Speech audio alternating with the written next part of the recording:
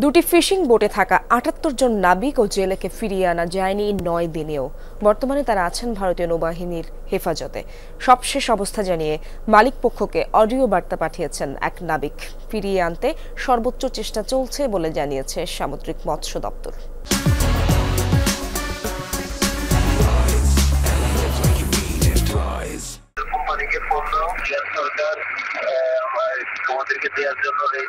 ভারতীয় নৌবাহিনীর হেফাজতে থাকা Bangladeshi fishing boat FB Laila ২ এর ক্যাপ্টেন রাজীব চন্দ্র শীল এভাবেই এসএসবির মাধ্যমে নিজেদের সর্বশেষ অবস্থা জানিয়ে এই বার্তা পাঠান মালিক পক্ষকে।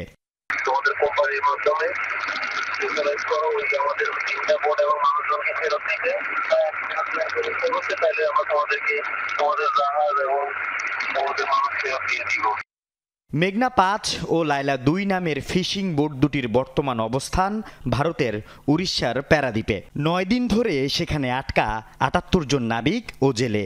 ওরা বিনিময় চাচ্ছে, বিনিময় মানে ওনাদের অ্যারাউন্ড 95 ক্রু যাদেরকে ২ মাস আগে আমাদের এখানে ধরা হয়েছিল, তো ওদেরকেই চাচ্ছে আর কি। পররাষ্ট্র মন্ত্রণালয়ের সচিব এখানে গিয়ে আমি কথা বলছিলাম গত পরশু, তো উনিও একই কথাই বলল। তাদের ফিরিয়ে আনতে দুই দেশের উচ্চ পর্যায়ে আলোচনা চলছে বলে দাবি সামুদ্রিক মৎস্য দপ্তরের। আলোচনা চলছে যে কিভাবে অতি সহজে এই লোকগুলাকে ছাড়া নিয়ে আসা যায়। এর মধ্যে আবার এমবাসি, আমাদের এমবাসি, আবার ওই এমবাসির মাধ্যমে পররাষ্ট্র মন্ত্রণালয়, আবার পররাষ্ট্র মন্ত্রণালয় আমাদের এমবাসির মাধ্যমে এই ইন্ডিয়াতে যোগাযোগ করতেছে।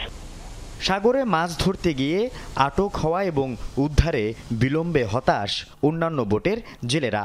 দ্রুত জায়গা করে ধরিয়ে নিছে, দ্রুতভাবে যেমন ছাড়িয়ে দেয় সরকারের যেন আমাকে সুস্থভাবে সমস্তভাবে যেন লোক ছেড়ে দিতে হয়। ভারতে যে ধরে নিয়ে গেছে সরকার যেন দ্রুতভাবে ছেড়ে দেওয়া হয়, দ্রুত গতিতে আমাদের জেলেদেরকে যেন উনি ছাড়িয়ে নিয়ে আসে।